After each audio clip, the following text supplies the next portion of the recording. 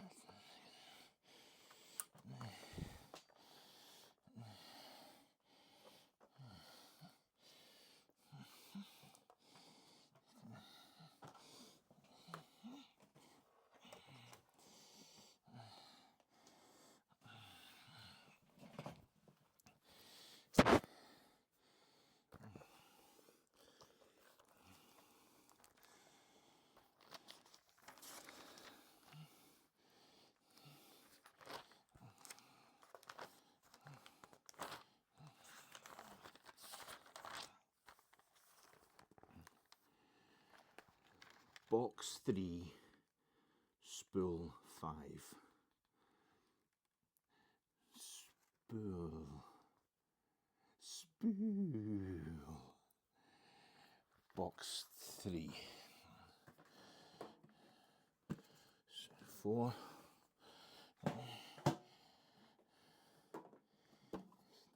2. 9. Good God. 7. You little rascal. Box 3. Box 3. Spool 5.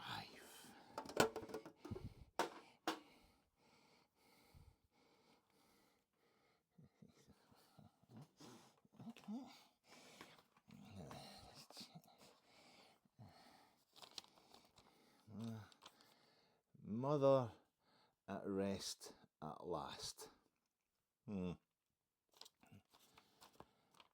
The black ball. The black ball. The dark nurse. Slight improvement in bowel condition. Memorable. What? Equinox. Memorable equinox.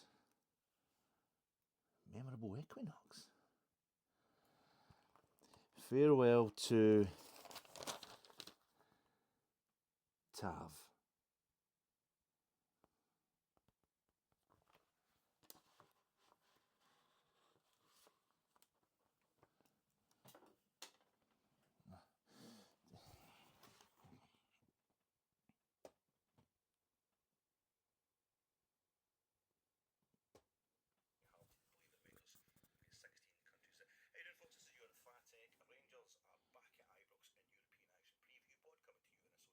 Ah.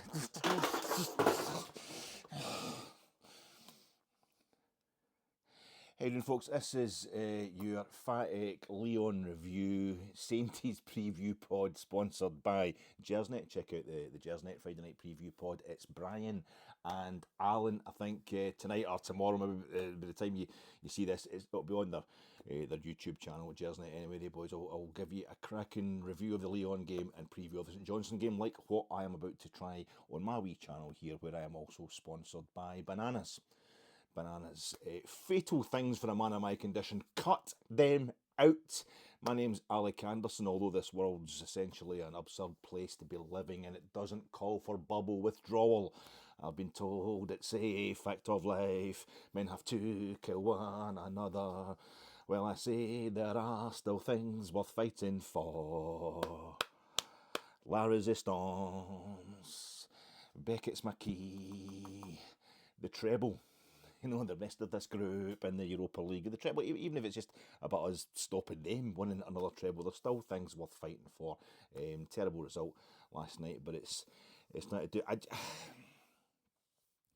I had to do that. Sorry, I had to do that nonsense at the beginning there. I had to make a complete fool of myself there because I owe it spiritually, in terms of karma, just basic manners, and it's all about manners. I owe it to a man whose name I don't even remember.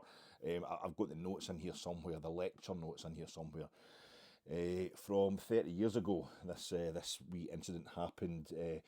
Just been listening to that stupid bastard I took myself for 30 years ago. Hard to believe I was ever as bad as that. It's a lecture hall. It's a lecture hall.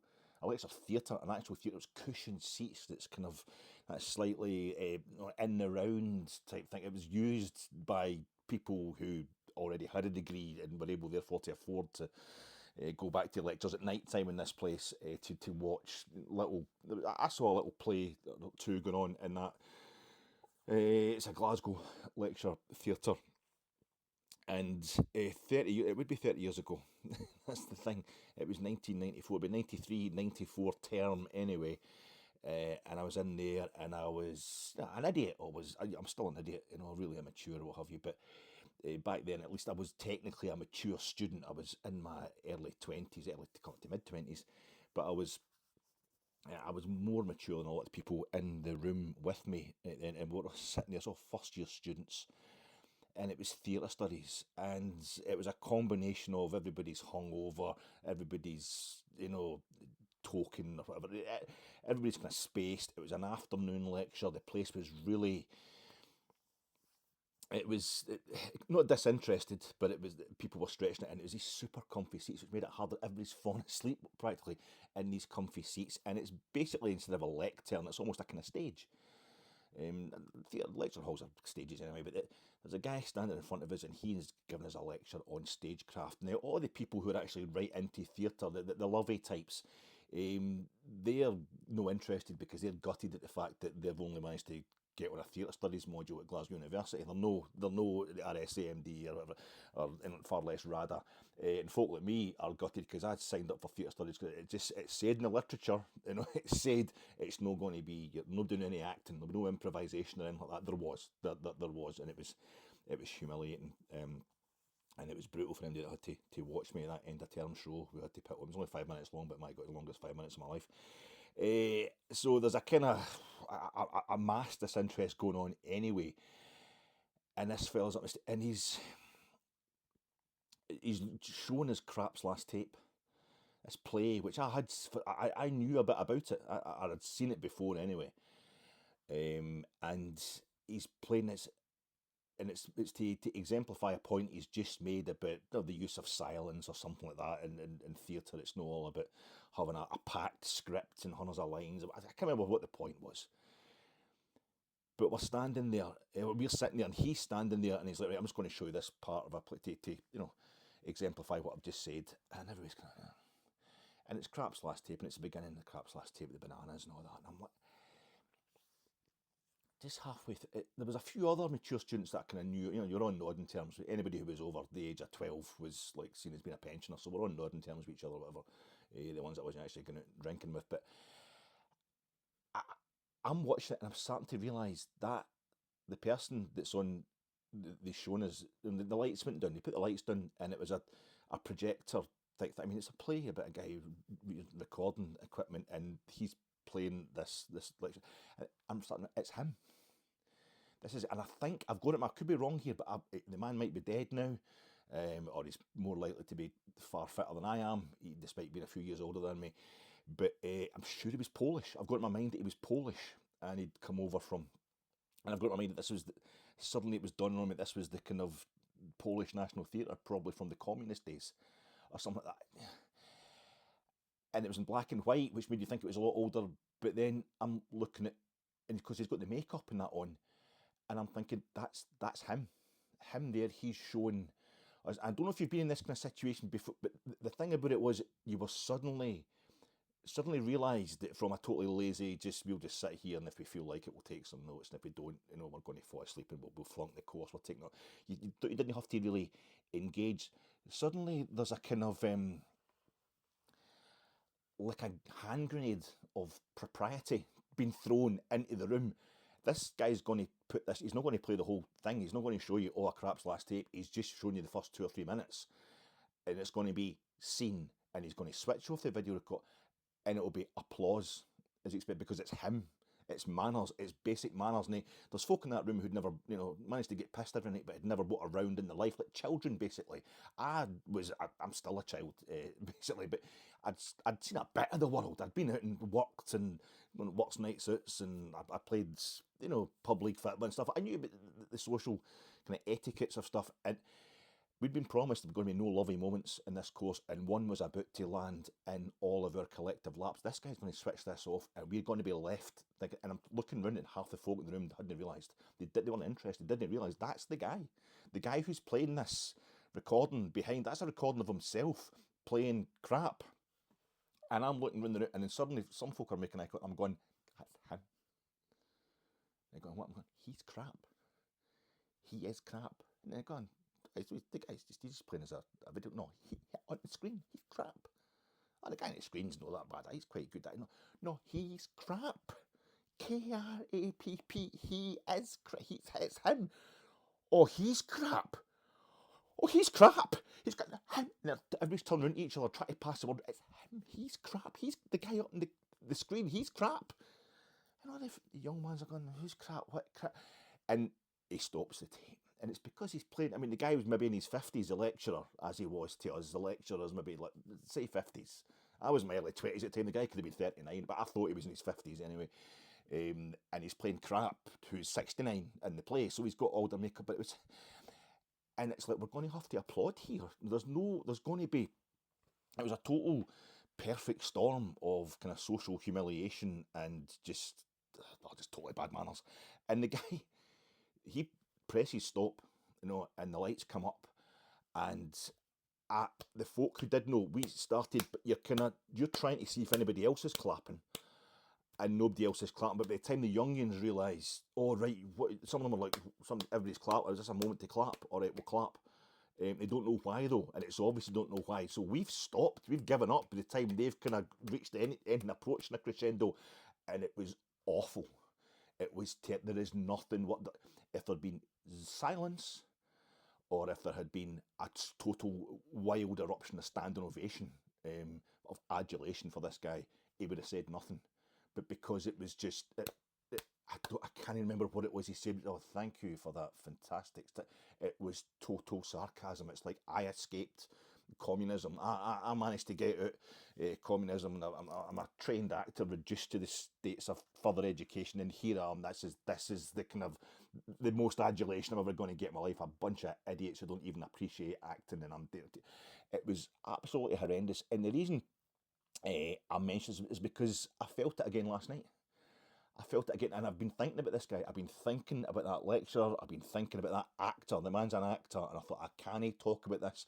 I can't risk even sounding like I'm trying to embarrass him without embarrassing myself far more, because he was great. That wee scene he showed us, he was absolutely, the guy was brilliant. And we were, he's Krapp, and it's Tavernier coming off last night. It was half an hour. I wasn't expecting it. I wasn't expecting it to happen last night, but it's been getting signalled, indicated, pressed by the manager basically since the start of the season. Tannadice, he brought up the board with Tav's number on it, but then it took it back down. The substitution didn't happen. And then against Dundee in the Cup, in the League Cup, he takes him off the last 5 minutes, but we're 3-0, we're 3-0 up, and he gets a standing ovation. But it's like he's obviously bringing him off to gain the standing ovation because he get bollocked outside Ibrox after the Old Firm defeat did Tav, our captain, my captain. And then he has the game against Hibs on Sunday there, where he moves him. He brings on Casan Weirjo, who's playing right back. He's a right back, and he goes into right back, but Tav just moves up to right wing, which is something we'd always thought. People out there who doubt Tav and hate Tav, some Rangers fans that clearly hate the man, which I find unbelievable. But it makes the whole situation really sensitive. I thought, well, we can move him up into midfield because he's great going forward, he's great at attacking. People hate him for his defending or lack thereof, as they would see it. So he's up in wide right midfield, so that's fine.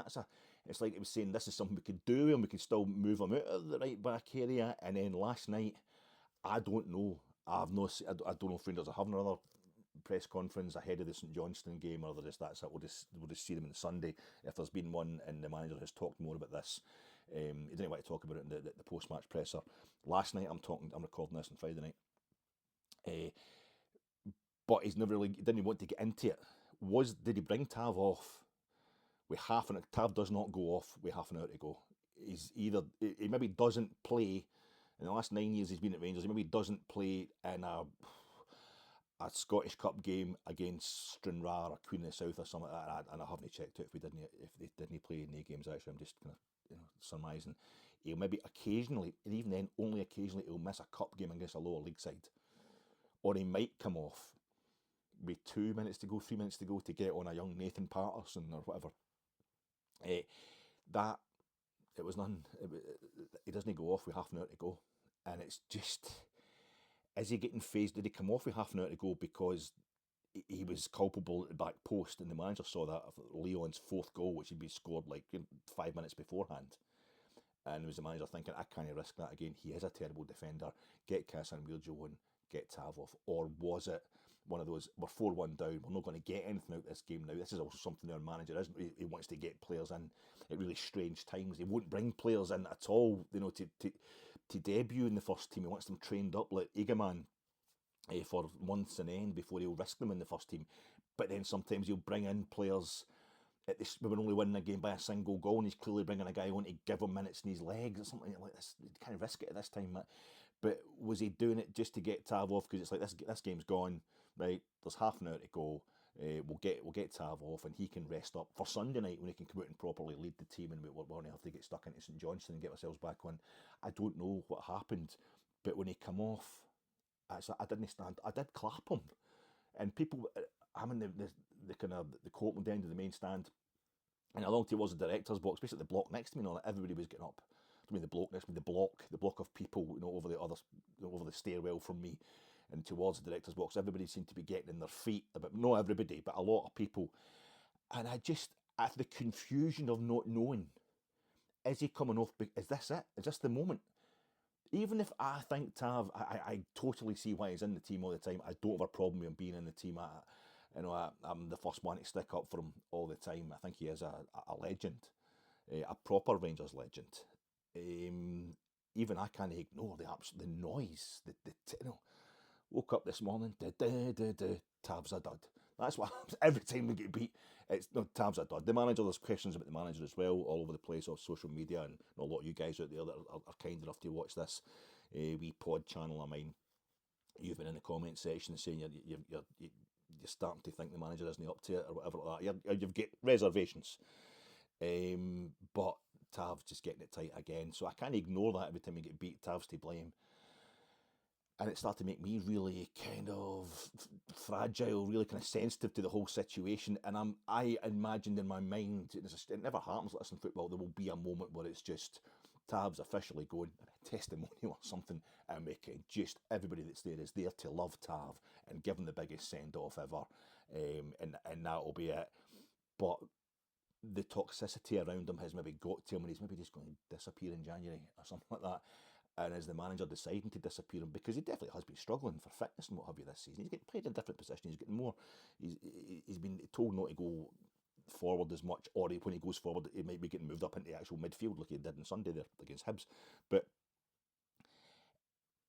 It might well be getting to him. He might be deciding that's it. I'm out of here, and maybe the manager is actually phasing him out as well because he's definitely been making kind of political moves towards us. And at first you think he's wanting to say, no, Tav's the legend, give him a standing ovation. And other times you're thinking he's saying, that's all right, folk, don't panic. I'm trying to kind of get rid of him. I don't know what was happening, so I was kind of clapping, but I was sitting there, not really knowing what was happening. I was already terrified that it was going to go to 5 or 6. You know, and as I said in my reaction pod last night, the big thing for me is I was so terrified it was going to go past 4-1, 5-1, 6-1, real humiliating stuff. That I was kind of frozen with fear from the moment they scored that fourth goal, Lyon. You know, Tav goes off. I didn't really know what was happening generally in my life. You know, New York and New Year stuff. I was just concentrating on Lyon not scoring again. But I didn't get it right. I should have been up there just staunch as anything, just put my money where my mouth is. Tav, captain, my captain. It might be the last time we see him. I doubt it. He's probably going to start on Sunday, and hopefully he'll get up the park and score one of his free kicks or something like that. And you know, but it's really. But it reminded me of that incident back in the day when I was doing my woodwork hires at night school or at further education up at Old Gilmore Hill there, and it was that was the one bit that's bothered me today. As I say, my post-match reaction last night, I'm not fine with the fact we get beat 4-1. I just was quite straightforwardly, this is what happens. This is what happens. You come up against a team who've spent £125 million in the summer, and you know sterling. I think it was 150 million euros, which is probably closer to 149 million, or 200 million quid these days. But it's a lot of money. Money we can only dream of spending. You saw the quality. For me, it was just about finishing. When the manager's coming out with these statistics that people are, you know, kind of thrown back in his face, including Super Ali. Congratulations to Ali, but is it an MBE, an OBE? That's terrible. I just know it's next stop. There's knighthood. Just get him the knighthood already, as everybody's saying. It's a wee stop along the way to that. But there he was, meeting the future King Billy, quite appropriate for Super Ali, Rangers legend, getting his honour. But he was saying last night as well, no one want to hear from the Rangers manager telling us that they had the same amount of possession. Apparently the possession was 50-50. We'd roughly the same amounts of shots on goal as Lyon had. He said, quite rightly, the only stat that counts, they've put 4 in the back of the Rangers net, and Rangers have only put 1 in the back of theirs. But I think it does count. I think this stuff does count. I know why the manager came out with the same stuff and it upset people after the last 3 goal defeat, which was at Parkhead. It's because he's building. I've said this a million times. I'm sorry if I'm repeating myself, but to me, he is building. He's rebuilding. It's not even anything to do with last season, where he had us up top of the league in February and what have you, and we were deemed to have chucked it, whatever. I said at the time there when we got us back to the top of the league, I'm happy with this. This is obviously I hope we go and win the league. That's what every Rangers fan always wants. But I don't want it to get forgotten that he got us back to this point, despite everything that had happened earlier in the season. And it was forgotten. It was instantly forgotten. It became a kind of condemnation thing. But this season, I think it's a restart. All the noise is coming from the boardroom, few as they have been. But even then, it's a sign, the lack of noises from the boardroom. John Gilligan more or less confirmed that. The resignation of John Bennett kind of confirmed it as well. It's been because things have been in flux, seriously in flux. Or they're getting built up in the boardroom as well. We're still going to get a CEO, we're still going to get a director of football, blah, blah, blah. But we're getting the right people to get those people there in place. It's Rangers supporters, we've got in people with the best will of the club. And I think we've got a good manager in there, good experience, who definitely wants to. He's enjoying the rebuild, but it is a rebuild. The manager was talking, you'll not see the best of this team until October, November time. Well, October, maybe not off to the best of starts, but I just feel as if even though Lyon are in 11th place in League One, you know, like Brighton and Hove Albion, remember they finished, was it 5th? They finished in the English Premier League. Didn't quite make the Champions League, but it was the first time they'd ever qualified for Europe, and you're thinking they're probably like the 10th best team in Europe just now. It's the setup, it's the domestic setup they're in is so oppressively money-laden, quality-laden that it stops them having access to Europe that Rangers have got, for example, in a much smaller league setup. But they are quality. They are heavyweights.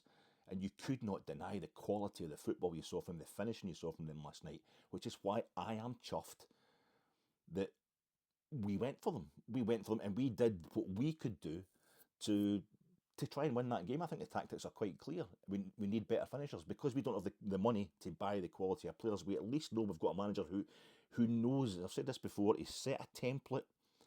Another metaphor was like foundations. Maybe he's maybe got the foundations of the house in there. Analogy, whatever. The foundations in there. They're all pretty solid. Maybe even there's a roof on it. But the walls haven't been filled in yet. So if it's a really bad weather, if we're up against Celtic at Parkhead or Lyon at Ibrox, it's pretty stormy stuff, you're going to get soaked because the walls, we're not at that stage yet where we've got the walls up and the windows in and stuff like that. But we've got enough there for dealing with Dundee United at Tannadice, Hibs at Ibrox, even when we're really struggling. Beating Malmo away, this time last week we were heroes. And fair play to the Rangers support. I don't think anybody was getting ahead of themselves because we'd beaten Malmo, but historically it was very significant. Our first ever win against Swedish opposition. And as Ali, fair play to him, I think it was Derek McInnes actually pointed out, guess who was catching up with the TNT sport the night before he came on here to do this pod. Catching up with my recording of the game. Was saying that if you'd said before this group started, when you knew the schedule of the Rangers schedule in this group, the first two games, Malmo away, terrible record against Swedish teams, terrible record in Malmo, and then Lyon, a massive club, massively rich club at Ibrox. Take a draw in each game. You get a draw in each game, you'd be really chuffed, really chuffed. But you'd only have had 2 points.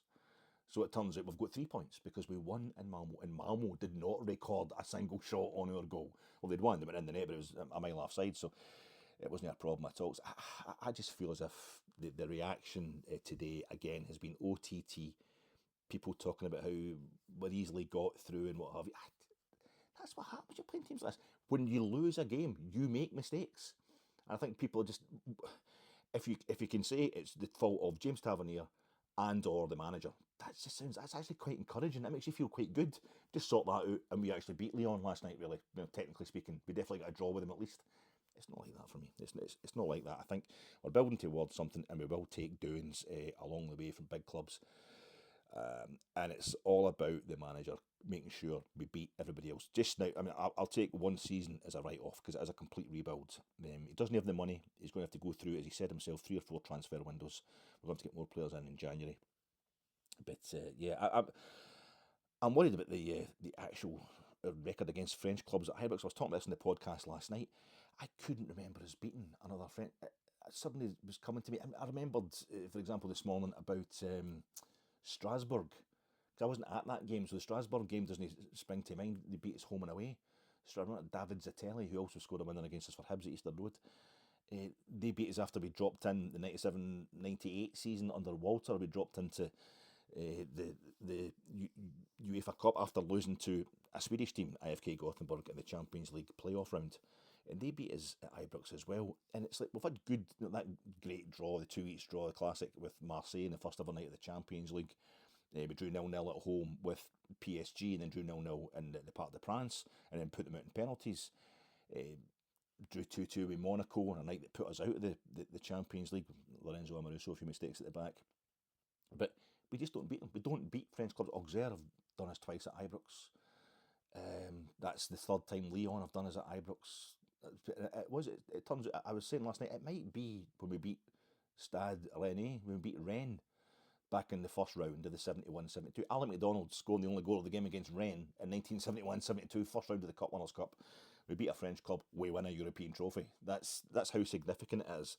So it's quite weird. We're going to have Nice. We're better away from home, obviously. We've never lost to Lyon in Lyon. And we're going to Nice in this group, so hopefully that will come up. But it's quite a weird thing. And it's also making me think about Rangers in this group in general. It's the same group everybody's in. It's one big group in the UEFA Europa League. But it's a kind of constant historical fixes thing going on. That's Malmo.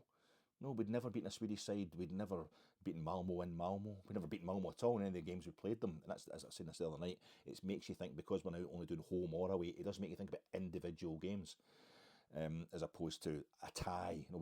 We beat them in the tie. I'm now just talking about individual games. So we overcame our jinx against Malmo, but we did not overcome our jinx against Lyon at Ibrox, and that's the third time they've beaten us. We've never well, we did score a goal against them. Our Prince of Wales, one for Poitiers and Cressy and Agincourt. With Tom Lawrence up there. becoming the first Rangers player ever to score against Lyon at Ibrox. So a small bonus from that game last night. But yeah, because Stoy Bucharest, we've played them 3 times before. They're next up at Ibrox. We only won one of those games.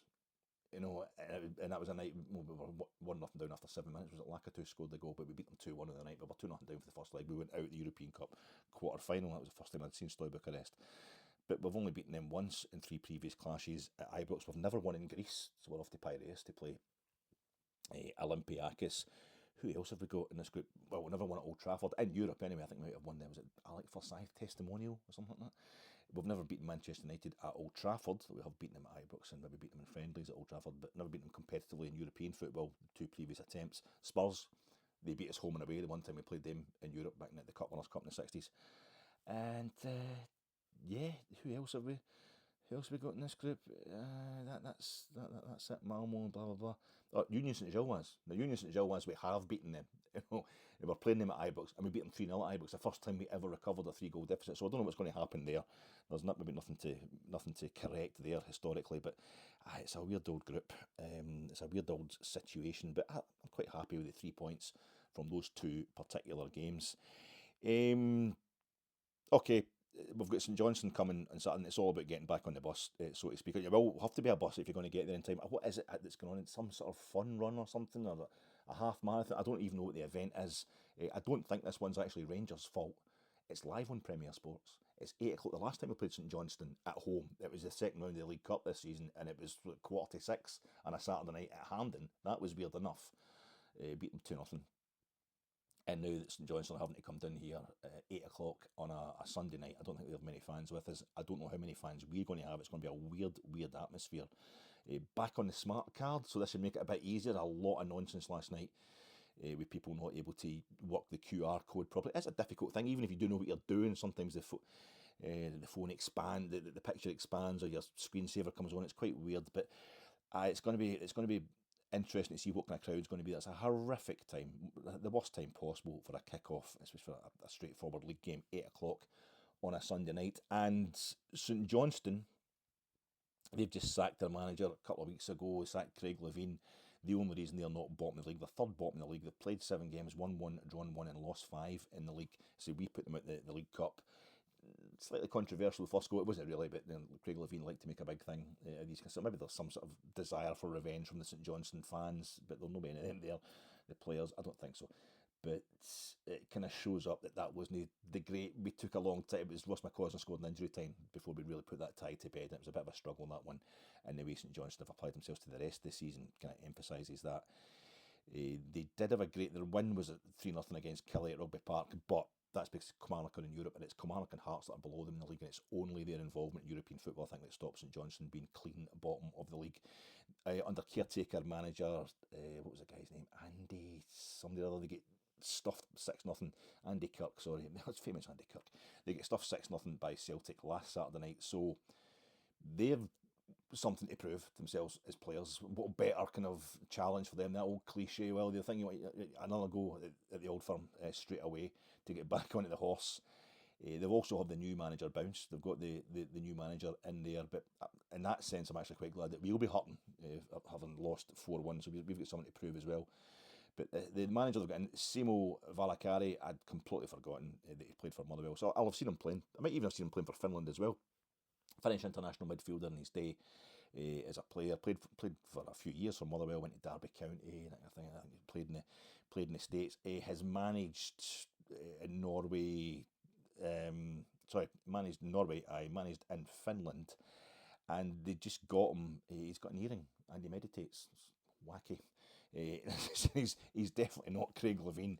I think one of the St Johnstone players was saying, he's only 51, so he's a lot younger than Craig as well, which I thought was a bit evil. It's a bit kicking a man when he's down. But he's taken over there. Big talk, very energetic. They got him from Riga FC of Latvia. Could have been happy up there in the Baltics.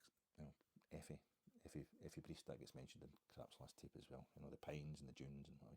But yeah, so they've got the new manager bounce. We'll see what this guy's all about. He seems to kind of know what he's doing. He was assistant manager of the Finnish national team. For me, it's just about Rangers getting out there and getting back on that horse again. It's people talk about how easy we were to get through last night. I think when you're playing kind of fever pitch levels of application, Rangers had to whip themselves into a frenzy of overachieving, and that's why the concentration goes. I think that's maybe what's happened to Cherny when he's missed that chance right at the beginning of the game, which would have made a massive difference. Tav, I didn't even see it because I was still trying to get in because of the trouble outside getting into the stadium. I didn't see Tav's shot on goal in the first couple of minutes, which if he'd squared it, I think it's a bit harsh expecting him to square it. It could have got slotted home by Tom Lawrence, but there was definitely, we had chances there, and I think it's just when you're just going crazy, trying to overachieve, you're going to make bad passes the same way Connor Barron did, young Connor Barron, trying his heart out, just makes a bad pass. And you've got to have to keep remembering, Connor Barron's been asked to play as a kind of mobile, as a 6, which isn't really his role, he's more of an 8, as we all know. So there's still a lot of patching up to be done to this team, which is why I'm not actually that mad about when something like this happens against quality opposition, because it's only to be expected. It's a year. That's the man. It's basically going to be. We stop here. The corresponding game last year was the 3-0 win at St Mirren under Steve Davis. It was caretaker manager because we just sacked Michael Beale. And when we come back, it was the 21st of October 2023. We beat Hibs 4-0. That was Philip Clement's managerial debut. So he needs murmurings today, you would call them, all over social media and certain other podcasts I was listening to, saying really questioning the manager. Don't know if he's got the goods, what have you, making us very vulnerable. We've just had 4 straight clean sheets and 4 straight victories against who though, Alec? I know, not the most quality of opposition, but something that Michael Beale wasn't doing was racking up results. He got beat 3-1 at home by Aberdeen, for example, and I feel as if it was a really poor Aberdeen team. So I think Philip Clement has to get through this game and get through this game quite impressively, so he can kind of enjoy. He'll have the silent majority will be backing him pretty silently, I would imagine, through the international break. It'll be 2 weeks. By the time he comes back, he'll have been here for a year, which is the mark at which the last 3 years we've lost one manager. So he's going to have FCSB or Stoy Bucharest, as we know them, coming at the end of this month at Ibrox. That's a good chance to get back on, to get back in a groove in European terms, and finally get one thing that is concerning me. That's what 4 games in the trot now he's failed to win at home in Europe, even though his record in the last 5 games and the opposition he's played against the last 5 games away from home in Europe has been sensational. Typical Rangers, we're always better away from home in Europe, in kind of more moderate seasons in continental football. That worries me, but he's going to have to come back and he'll have Kilmarnock at Rugby Park and Aberdeen at the end of the month as well, who are we'll see how they go on tomorrow in the league, but they're all guns blazing. They've started amazingly, and that would be the one that would start thinking, yeah, as people have been saying today, that would be a problem if we, I think a draw would be bad enough, but if we lost to Aberdeen at Pittodrie in the end of October and suddenly it looks like we're struggling to finish second, never mind first, then yeah, there will be real problems. But I feel as if we need to stick with Philip Clement just now. I feel as if we need a manager. If it's terrible, you can't just stick with him for the sake of it, but I think it would need to be terrible before we change manager yet again. We need some sort of solidity in the managerial department, some sort of consistency for the first time in 4 years. What we're going to do with the team on Sunday night, I hope you can make the game. If not, as I say, it's live on the telly. For me, it's pretty much the same starting 11 as last night. I think Cherny, if Tom Lawrence isn't fit, if he had to go off at half time, obviously I haven't heard confirmation on that, but if Tom Lawrence isn't fit, then we get a situation where surely we're going to move the best player from last night, Bakarami, he's going to have to move in to play 10. Surely the manager doesn't seem to want to play him at 10, and to him it's quite straightforward because we don't have the quality players. We don't have Rabbi Matondo and Cortez, our first choice players on the left hand side. Get him in there. Get him in at 10 perhaps, and then you're looking at maybe Ross McCausland playing on the left, because you could have Dujon Sterling maybe playing wide right in the absence of Cherny, who maybe needs a wee rest. It's getting to him, I think. He's not had the happiest of games in that miss last night. Really, was just I felt bad for the fella, but I felt worse for myself because I saw an open goal getting missed. Maybe it's time to give him a wee rest, or maybe the last time to get that's the last thing you should do.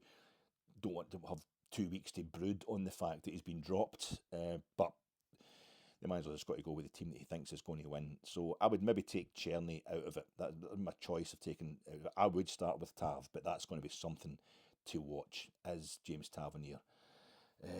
Is James Tavernier going to end up being dropped by the manager? Is captain my captain going to finally go and give me an excuse to do like a 2-hour pod about all the things, all the reasons I think he's a Rangers legend? But very interesting times for Rangers, and I said again, I thought it was hopeless and no good going on, and she agreed without opening her eyes.